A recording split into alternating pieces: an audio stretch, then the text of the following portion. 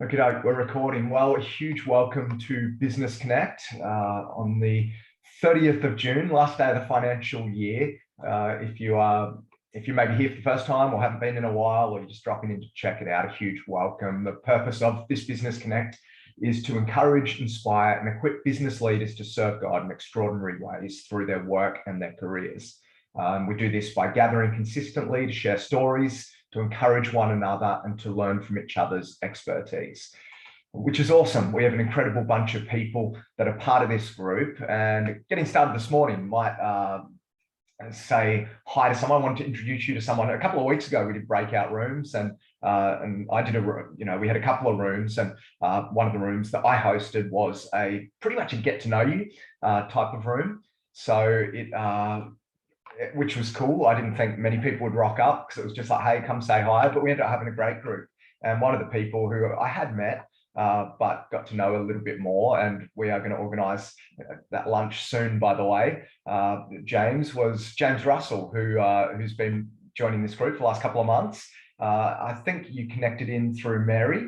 But mate, you are logging in from Bali this morning, if I understand. Do you want to maybe jump off mute and just say a quick g'day? Yeah, g'day guys. Jumping in from Bali. It's a nice early 5 a.m, but wouldn't miss it for the world. It's 27 degrees and clear skies. Yeah, good. Good on you, mate. Sorry. No, that's all right. I've really loved being part of this community. My story is interesting. So I've kind of done a lot of different things in my time, but I'm in Sydney, and I got my wife who's American, and been together 13 years, and we've got 3 boys, 10, 7, and 4. I used to be a removalist. Well, I did aviation and engineering at New South Wales, and then I had a removals business, kind of started it up from 2 trucks and got it to up to 36 trucks around the country, and also had 14 trucks in the UK for a while. Found out that during that, my passion was actually more about running teams at a distance, the systems, the processes, and everything around there than it was around moving people's stuff. Although I had a blast during it. I think I counted, I might have moved up to about 100,000 homes over that time, and had, I think, somewhere around 800 to 1,000 hires and fires and staff. So it was busy times. Had outsourced a lot of the work.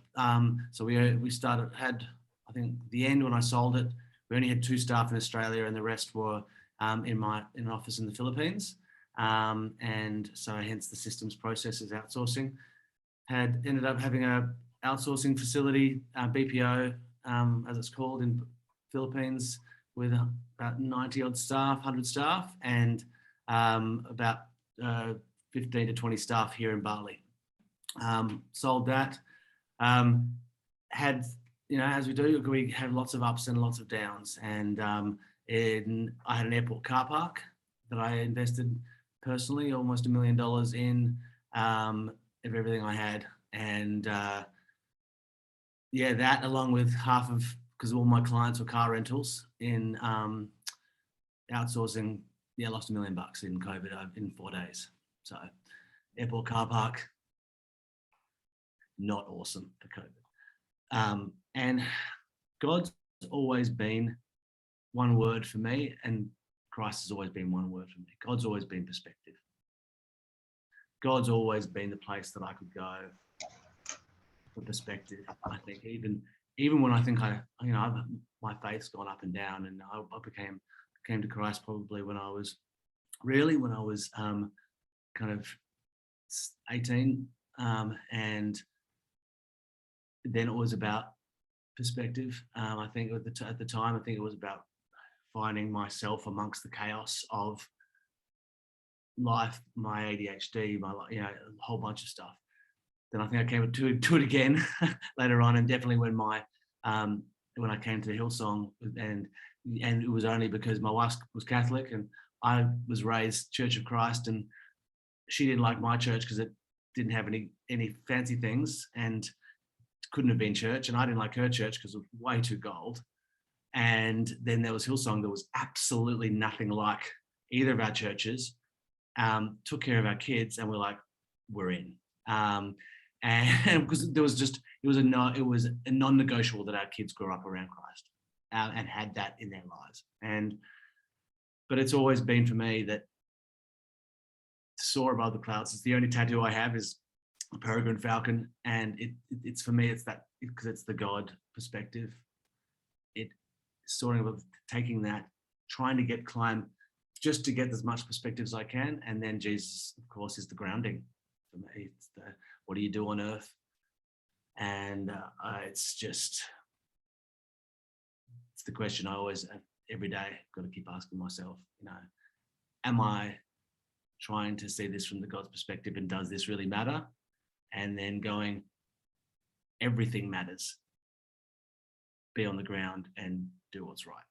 And I struggle with it daily, every day, every morning, every night. But it's the two questions I want to keep asking myself. And thanks so much for having me part of this community. By the way, now just as far as what I do now, I help trades in construction outsource the work they hate and get back to their zone of genius by getting virtual assistants. So that's it. Thanks for that, Dan. Mate, love it. Wow, I didn't know a lot of your story there. So, gee, James, that's incredible. Something I've been thinking about for a long time. I've been obviously originally a tradesman and a builder myself.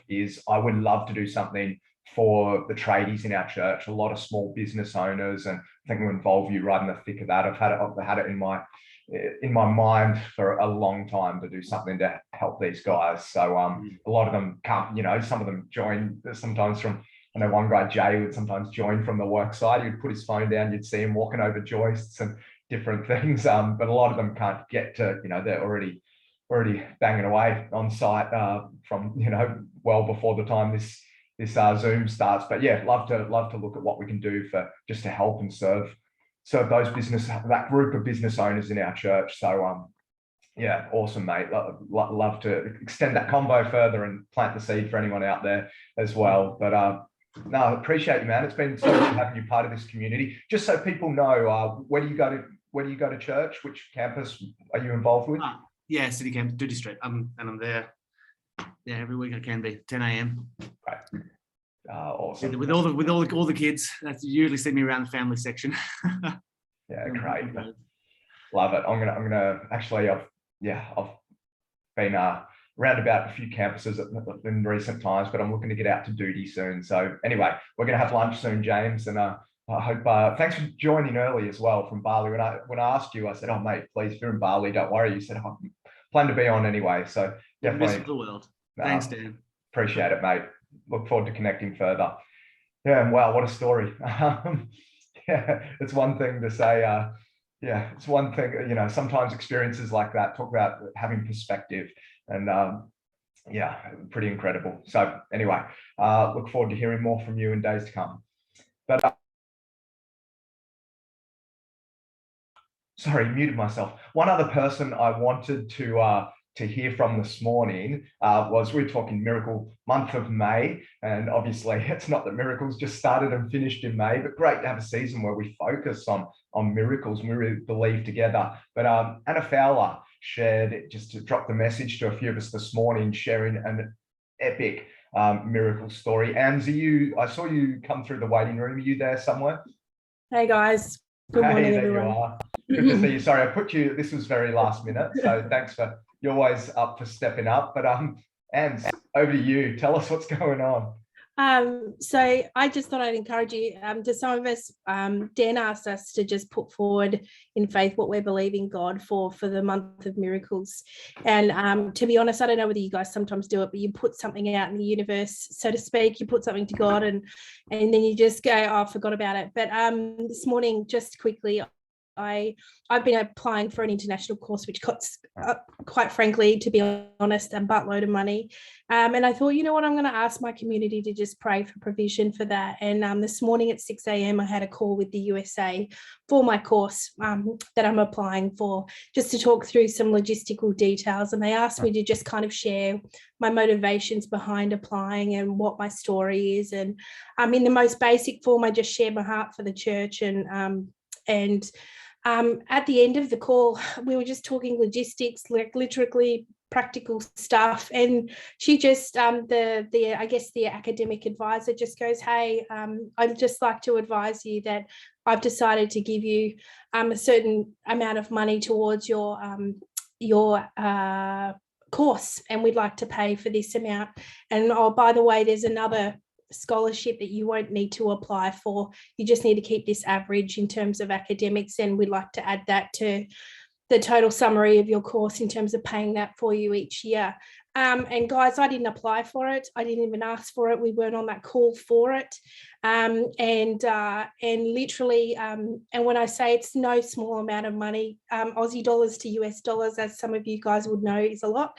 So God just did something unexpectedly, beautifully for me to encourage me in this season. But I think too, to encourage us all in the leading up for Heart for the House, God's into last minute miracles. He doesn't need your permission to bless you. And he also doesn't need your perfect prayers either. And sometimes for whoever's on here that might feel forgotten, which I don't feel, but God hears stuff. And this community is powerful. And so I feel really blessed to share that with the community that I love. And thanks, Dan, for allowing us to just reach out in this season. With God's doing awesome things. And I felt blessed this morning to share that, because that was totally unexpected. So, yeah. You're the best, Dan. I love that. Gosh, how does someone fit so much great testimony and so much faith and encouragement into about 2.5 minutes? That was gold. Thank you. I love it. I love that. Yeah. It reminded me actually of my verse of the day that I sent through to a few people yesterday. Was in Deuteronomy 30 verse 9. It said, the Lord your God will then make you successful in everything you do. He will give you many children and numerous livestock, and he will cause your fields to produce abundant harvests. For the Lord will again delight in being good to you as he was to your ancestors. It was such a my takeaway, just I guess you just spurred that thought in me, was that God delights in being good to us. He actually delights in blessing us, in providing opportunity. And sometimes we just need to be reminded of that. And your testimony is such a great reminder. So thank you, Ange. Appreciate you. Thanks for jumping on last minute to share that. Love a good report. Very good. Well, hey, really significant time for us as a church at the moment. Obviously, with what we are, season we're in, been Heart for the House, the last day of that period, been today, the last day of the financial year, and as well been the week before Hillsong Conference, which Linda was talking before. She's going to be, I think, attending. Her husband John's going to be serving in kids, I think you were saying, which hats off to him. He's a good man. It's going to be great. I'm going to be serving right throughout the week as well. And really looking forward to it. And by the way, if you are in town for Hillsong Conference, drop me a message. If you're not typically in Sydney, but you are up for that, I would love to touch base, grab a coffee or connect or do something. I'll be around the whole event, both conferences. So really looking forward to that. But look, I thought this morning we are closing out a financial year and starting a new year. I love new things. I love new opportunities. Sometimes my challenge is to, the entrepreneurial side of me loves to start things. Sometimes my challenge is really committing to things and seeing them through. But new starts excite me. And I'm not one of these pessimists that doesn't like setting New Year's resolutions. I love it. I love the chance to, a new week, a new month, a new day. I love the freshness of new things and being able to start with a new mindset, being able to start with eyes for new opportunity. I think new starts really are powerful. And so are New Year's resolutions. And maybe it's time to have new financial year resolutions for ourselves, for our businesses, even for our church in some respects, even possibly for this group. I was reminded of the verse Isaiah 43 verse 19 says, "See, I'm doing a new thing. Now it springs up. Do you not perceive it? I'm making a way in the wilderness and streams in the wasteland." And I'm believing for all of us that, as we close out today, that tomorrow is going to be the start of a new season. And I think a few questions we could maybe just at the outset ask ourselves is, what mindsets are we gonna leave behind in the 21-22 financial year today? What mindsets are we stepping out of? Maybe what attitudes are we letting go of? Are we just going to let go here? And it was funny. Obviously part of what I do is on staff and team at Hillsong, and chatting to another guy. I'm not going to name him, but I was chatting to someone else, one of my colleagues, and he's just like all of us, a lot to navigate in this season. There's just been a lot of, and a few months ago, he goes, "I'm giving myself to Hillsong Conference to be just dirty about this one particular instance." I mean, choose your instance, right? It's like, I'll take that one. So he goes, "I'm just giving myself to Hillsong Conference and I'm just going to be dirty about this." And he said, "Look, there's just a couple of guys I'm venting to," but he goes, "I've just decided at Hillsong Conference, I'm just drawing a line. I'm just going to get over it then." And I know that's, it's very much his personality type a little bit as well. But I just loved it. He just said, "Look, there's going to be a line. I'm going to give myself permission just to be dirty about this, but then I'm going to step out of it. I'm just going to leave that attitude this side of Hillsong Conference." But what attitudes in this new financial year do we maybe need to let go of? I wonder what level of determination we're going to embrace this new season with, this new financial year with. What non-negotiables are we going to bring into it? Pete wrote, "Better than this decade." That's right. Different timelines for everyone, but yeah, please try not to make it a decade. What are your new non-negotiables? What are you bringing into this next financial year that's going to be an absolute non-negotiable for you, for your business, for your family, for your devotional life, maybe for your health and well-being? What are going to be your new non-negotiables?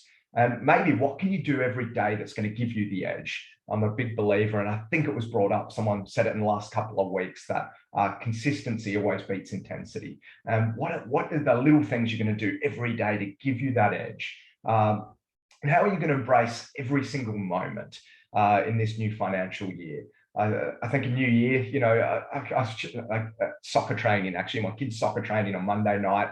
I was chatting to, standing with the other parents watching training, freezing, by the way. It was, anyway, we were there and we we're like, oh my gosh, having that conversation that you have around this time of year, every year, but just saying, I can't believe this is the last week of the 6th month of the year. It seems like, and even as I think about Business Connect, it seems like just yesterday I was having to cancel the first Business Connect of 2022 because I got COVID and my trip to see Christy's family in Canada got extended, and I was going to end up being on a plane when Business Connect was going to be on. I had to push it all out a week. It seems like just yesterday. Now we're about to enter the 7th month of the year. And I know we say it every year, but boy, in January, you're looking at this gaping year. It's all ahead of you. And then, a few things happen and all of a sudden you're in the 7th month of the year. And, as it happens this time of year, it's like time just slips away. Time is moving, right? It's funny because James just shared part of his story. Lost $1 million in, I think he said 4 days, if I caught that correctly. It's no small feat, James. But the reality is we can lose money, sometimes a lot of money. And a lot of the time we can bounce back. Not always, but often. James is a great example of that. We can lose money and bounce back. If I was to say show of hands of anyone that has lost money in this group, and lost money to a point that it hurts, I'm sure there'll be a few of us with our hands up. The reality is, look, you can lose money and bounce back. You can get sick or injured. This year I've had Reece said he doesn't have enough hands to show. He's got both hands in the air there. Reality is you can lose money and bounce back. You can get sick or injured and recover often. Definitely all of us as well, as when it comes to losing money. I'm sure many of us as well know tragic stories, and I'm sure many of us as well have people in our world, I definitely do, that have got sick or injured and sadly not recovered, but often, most of us here, in fact, all of us here would have been sick. All of us here would have faced physical challenges that we recover from. You can even mend relationships most of the time. Relationships, you're able to reconcile and mend and restore relationships. And reality is life gives us a lot of opportunity for second chances. However, one thing life will never do, it will never give us our time back. And I'm a stewardship pastor. I operate in the stewardship space. And when we talk stewardship, we often talk time, talents, and treasure. And I think when we look at time and we understand time, using our time well, I think is one of our greatest stewardship responsibilities, because it's the one thing that we're never, once it's gone, it's gone. We're never going to get it back. Psalm 92 verse 12 teach us to number our days, that it may give us a heart of wisdom. And I believe there's such a wisdom and understanding that our days are numbered, that every day that passes, I've heard it said once before, and it's always stuck with me, is every day that passes, you're a day closer to eternity. And wow, that can be sobering sometimes. Some of us might be closer than others. But as well, when you do live with an eternal perspective, that's that's a good thing. That's a good thing. But hey, I'm believing as well that many of us have many, many, many good days ahead of us to accomplish God's purpose here on earth, by the way. Teach us to number our days, that it may give us a heart of wisdom. So growing up, I was one of those guys that always enjoyed sports. I've never been a super athlete or anything like that. I was a typical boy, just had both my parents love sports. Dad's a Kiwi. He played rugby from the age of 4 to the age of 35. So that's 31 years of playing rugby. He said back in New Zealand, they used to run around. I think the 4, 5, 6-year-olds used to play barefoot back then. There'd be ice on the grass. You'd be running around barefoot. So Dad has all those stories. He was a first 5'8" and just loved rugby. So Dad was a rugby player. Mum actually was quite a for those of you, Steph and Byron, my parents. You can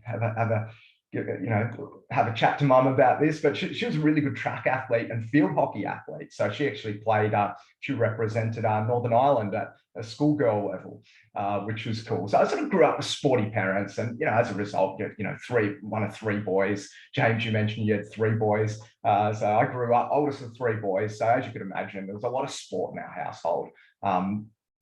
So I've always been active.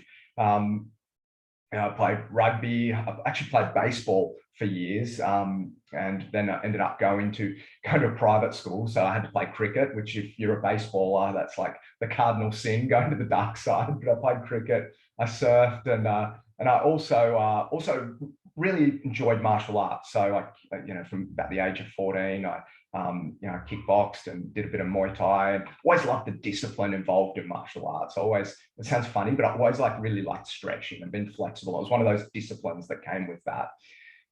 When I started my current business in 2015, I was like many people here. I was just in the throngs of it. We're doing a lot of fit outs, and that game can be a bit relentless. The commercial fit out game. I mean, it's especially just a new business, getting my head around some of the processes and different things. James, I wish I knew you back then, mate, but it was tough. I was working all day, often on site managing, and then it all felt like all night as well. I'd be just engulfed in paperwork and planning, and then tendering on the next jobs, and I was just in one of those crazy cycles. And Christy and I, at that point, we'd been married for a number of years, and we just had our first baby as well. So, and our first baby was a gift from God, but gosh, it did not feel like it in the way she slept. She was a brutal sleeper. Anyway, we just thought it was normal back then, but apparently we've come to know it was not. So getting very little sleep, just business, it was a really tough year. And I needed an outlet. I needed something I could do to switch off from work. I just needed something that I could just engulf myself in, that I could just, because already been underslept, I was starting to make mistakes, and I didn't have an outlet. So because I was training over the years, a bit of Muay Thai and different things, and I was at a gym and just training. That's I'd sort of go after work and just get an hour or so of training in. And upstairs was a Brazilian Jiu-Jitsu gym, and so I thought, it's something new. I've always always enjoyed martial arts. I always liked the striking martial arts. And I thought, oh, it's a bit more like, wrestling. I thought, oh, something new. I want to try something new. I had a new baby, new business. Thought, what the heck? It's a year of new things. So I started training in 2015, Brazilian Jiu-Jitsu, and that's where the addiction started. So for me, it's funny now when I tell people I do jiu-jitsu, they often do karate. They're like, oh, do karate chop motions at me. Someone said, yeah, right, Daniel's son. That's they always make jokes like that.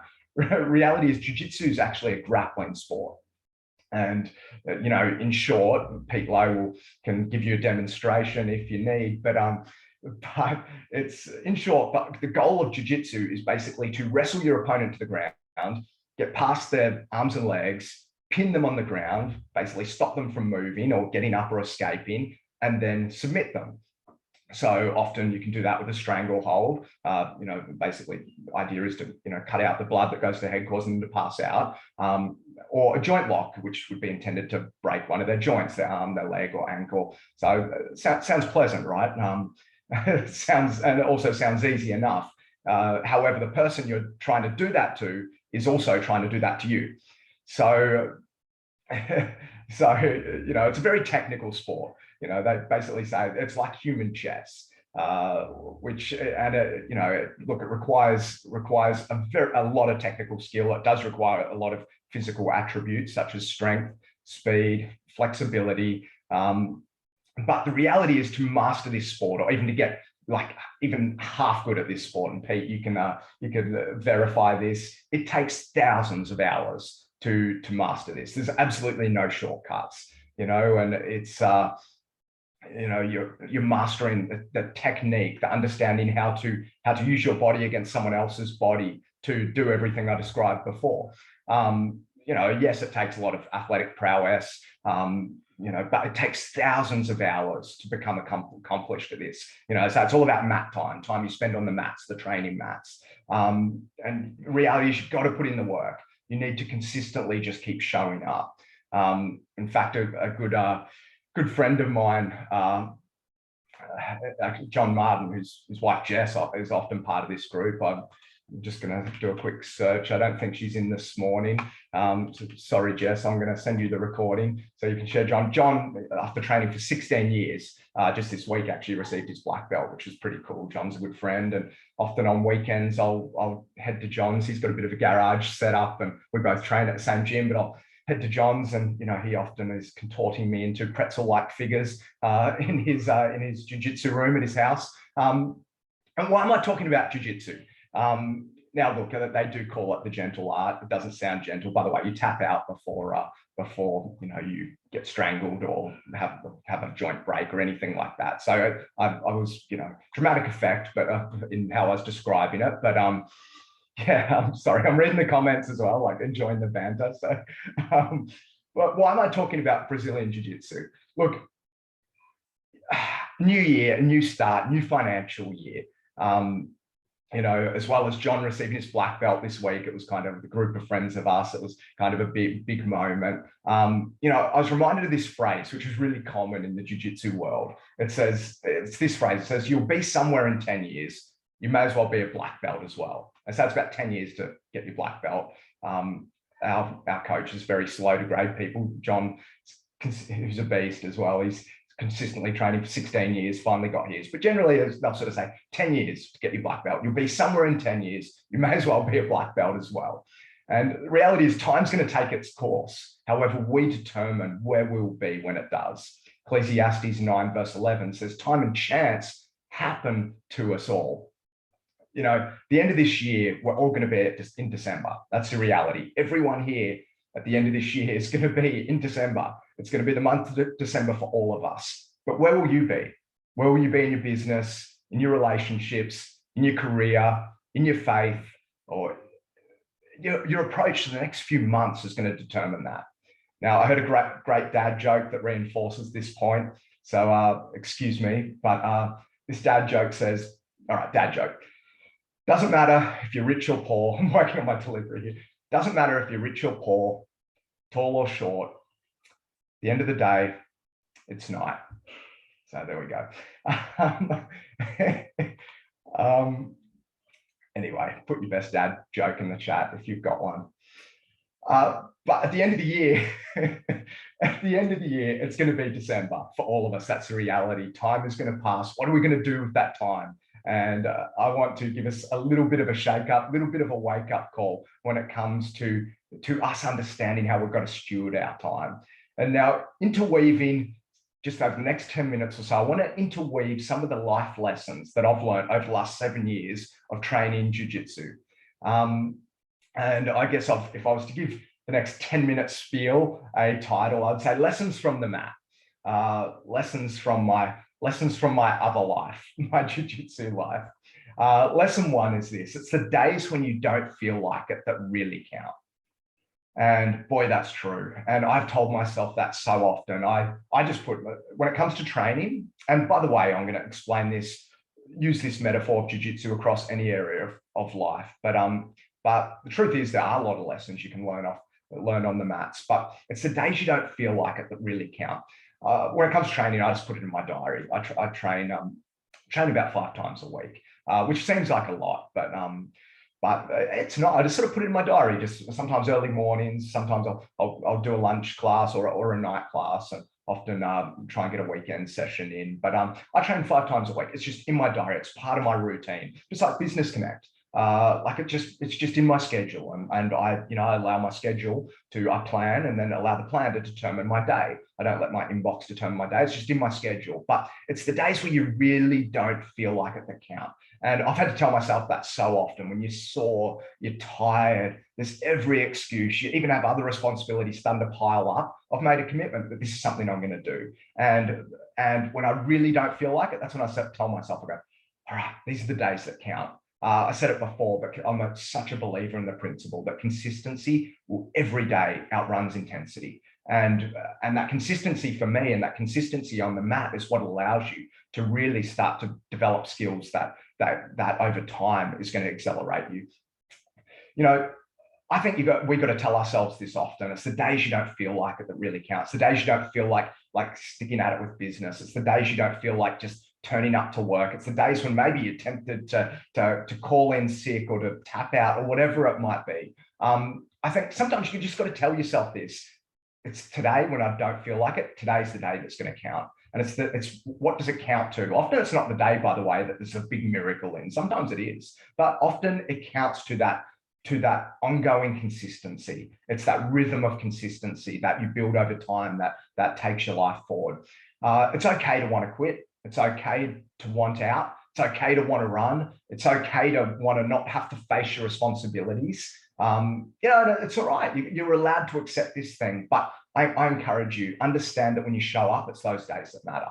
See, anyone can show up and train, or anyone can show up to work when they feel great, but when you're sore, when you don't want to, I often say to people, just drive to the gym. Just drive to the gym. Just put on your gear and drive to the gym. It's in your diary. Let's just go. Just call that client. Just do 1 hour of admin. Maybe just go and organize your office. It's the days you don't feel like it where you've got to step up and sometimes just do even the smallest things that's going to count. Just organize your schedule.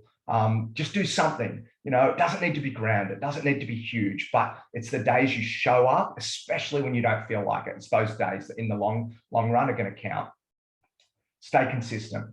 Proverbs 13 verse 11 says, dishonest money dwindles away, but whoever gathers little by little makes it grow. Let's don't miss a little. Don't miss one of those littles. It says little by little. And sometimes you don't feel like it. It seems small, and just missing that little thing, just missing that one day, it's not going to matter. Can I encourage you? Can I just put faith into you? Let's not miss the little. Don't despise the little things, the day of small beginnings. Exodus 23 verse 30. This was one of my verses of the day. Sometimes if I need to share some, I just go through my verses of the day that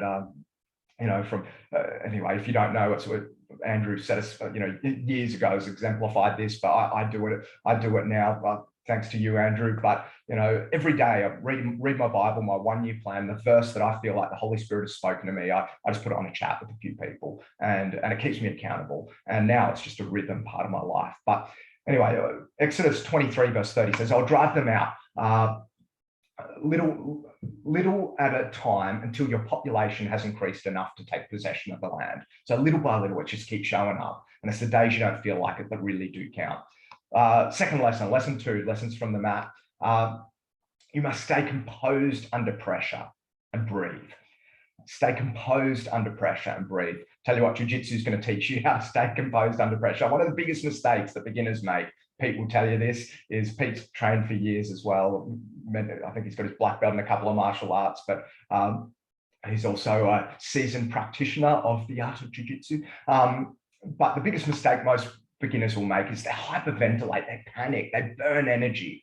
And, you know, I've got to admit, when you're first, and if you're not used to it, like that feeling of being pinned down against your will, unable to move, or someone tries to strangle you. I mean, you know, they call it the gentle art, but it doesn't sound too gentle, does it? And it can be tough. You're in those situations often. But unfortunately, the best way to build composure under those type of situations is by putting yourself in those situations, teaching yourself how to breathe, teaching yourself how to relax. You know, and I'm not suggesting you do this to your detriment, by the way. Obviously hear this and apply wisdom, but you know, kind of sometimes you've got to speak to an extreme to encourage people to a point. But I would encourage us to embrace pressure to a degree, at least. You know, learn to stay cool under pressure. By the way, if there's a new guy that comes into the gym, you don't want to just smash them. You don't want to just, you know, you want to expose them to the pressure slowly. You want to allow them to understand what it is like to breathe, to relax, to learn to take that pressure and not stress under pressure.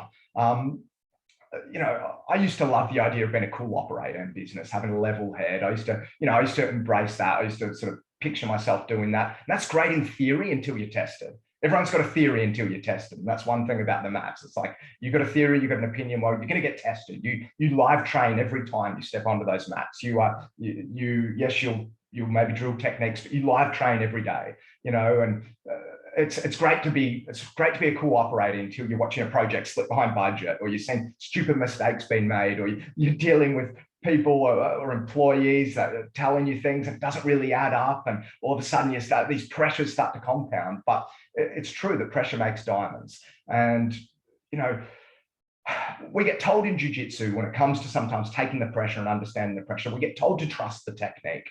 And I remember the first time that early in my training days, that I learned a technique, and I did this technique. It was just the way you hold someone to be able to control them. And I did this technique on a guy who'd been training longer than me, was much bigger than me. And it worked. I'm this littler guy, and I was able to hold him, and he wasn't able to escape.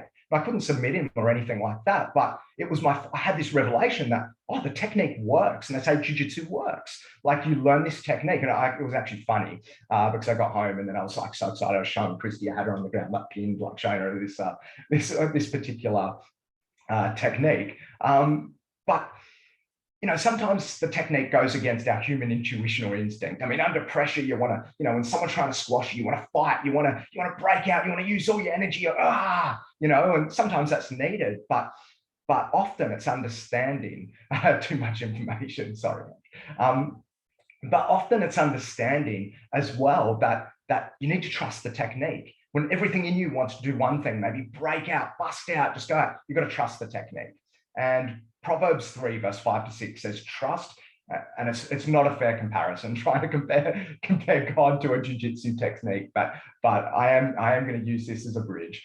Trust the Lord with all your heart. Do not lean on your own understanding, which in many ways would be your natural instincts. Don't lean on that. In all your ways, acknowledge him, understand his techniques, and he will make straight your paths. And that's the reality. Sometimes when it comes to being under pressure, yes, don't be scared of pressure. Let's slowly start to expose ourselves to pressure. But we've got to learn through that exposure to stay composed under pressure, to breathe. Like, if you heard Hayden, the guys when I joined earlier, we're talking about Hayden Nelson's message. He's talking about breath, the ruach, the breath, the Holy Spirit. Sometimes we just need to breathe, learn to breathe. And I would say when it comes to pressure, let's embrace it, but let's not trust in our technique. Let's not trust in our technique, in our ability. Let's trust in God. Third point, and I will close with this one because we're wrapping up with time, is this: you're going to lose a lot. Now, any beginner, when you walk through the doors of a Brazilian Jiu-Jitsu gym, often there's a sign that says, leave your ego at the door. And if you don't leave your ego at the door, it is going to get taken on the mat. That is the reality. And the reality is over the first few years of training, there's going to be a lot of losses, and it's the only way to learn. You're going to learn humility on the mats. It's not like in the movies. It's not that you learn some magic technique and you're able to flip someone with like 2 fingers because you learn it. Like, you're going to have another man who's heavier than you running at you trying to rip your arm off. Like, that's the reality. You're gonna lose a lot. You're gonna tap a lot, and that's a reality. You always, the universal language of jiu-jitsu is you tap and you restart. So no one's getting hurt. Trust me, it is the gentle art. There's a famous saying that's in and around martial arts: you don't win or lose, you win or learn.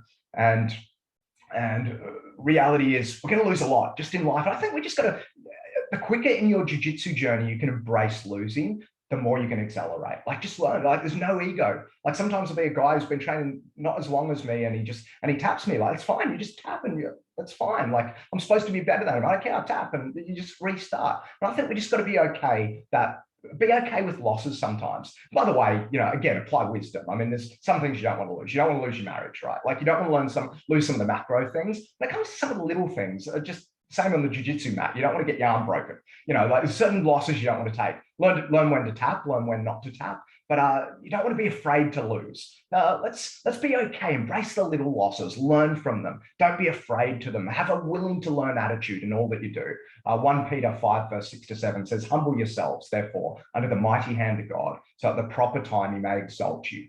Cast all your anxieties onto him because he cares for you. And I think, leave your ego at the door. When it comes to business, when it comes to embracing this new financial year, when it comes to our workplace, our world, our church, our faith, let's leave our ego at the door. Let's walk in. Hey, we can take some losses along the way. Not afraid to tap. We're not afraid to say, hey, you got this one. It's all good. I'm going to learn from that. What did I do wrong? All right. Let's have that type of composure as we go in, and also understand with the losses, there are some, it's the micro losses, not the macro losses that we want to be taking. So right on 8 o'clock, I'll give you the headlines of the next couple of things, and I won't talk to them, but defense is the basis to a great offense was another learning. And 5 was theories are nice, but what really works? And maybe we'll talk to them some other time. But yeah, anyway, I'm going to close in prayer. Hope that encouraged you a little bit. If you want to join a jiu-jitsu gym near you, just use the code DPS 2020 and you'll get 10% off. No, I'm kidding. I'm pretending like I'm pumping jiu-jitsu. But if you want to come roll with any of us, I was considering starting a Christian jiu-jitsu community called Holy Rollers or something like that. Be awesome. But anyway, I'm enjoying some of the sledges, but hey, love you guys. Let me pray for you as we enter a new week, a new season, and yeah, believing it's going to be great. But Father, thank you so much for the opportunity we have to gather once again. Thank you that we could hear from James and Anne's, and I pray that even what I shared would be encouraging to at least someone. And I pray that you would bless us, bless our church in this season, the last day of financial year. I pray that this is the ending of some things and the starting of new things tomorrow in all of our lives. And Holy Spirit, speak to each and every one of us as we do that. May we embrace the new with a new mindset, new attitudes, stir in us what new things you want to do in us. And I just pray faith into people. I thank you that you truly will give us perspective, like James was sharing earlier. Give us the right perspective as we enter this new phase of the year. And we'll just pray this in Jesus' mighty name. Amen. Right, everyone, be blessed. Appreciate you. Thanks for joining as always. Conference, hit me up if you're going to be there. We'd love to see you, but definitely see you in church over the weekend. So good, Dan. I think I'm one of the others. We can't wait to hear the other 7 points, mate. So you're definitely going to, in the new financial year, you're up again, I can tell you, mate, because I'm keen to hear the next 7 points. That was brilliant, mate. That was absolutely brilliant. Oh, great. Thanks, Andrew. Really, really great. Fantastic, actually. So, yeah, you need to speak more. Thanks, mate. Really appreciate it.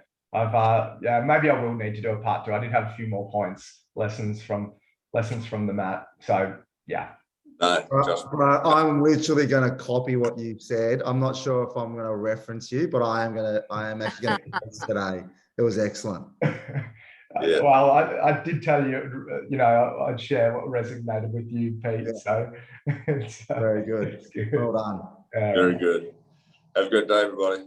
Be blessed, everyone. Appreciate you.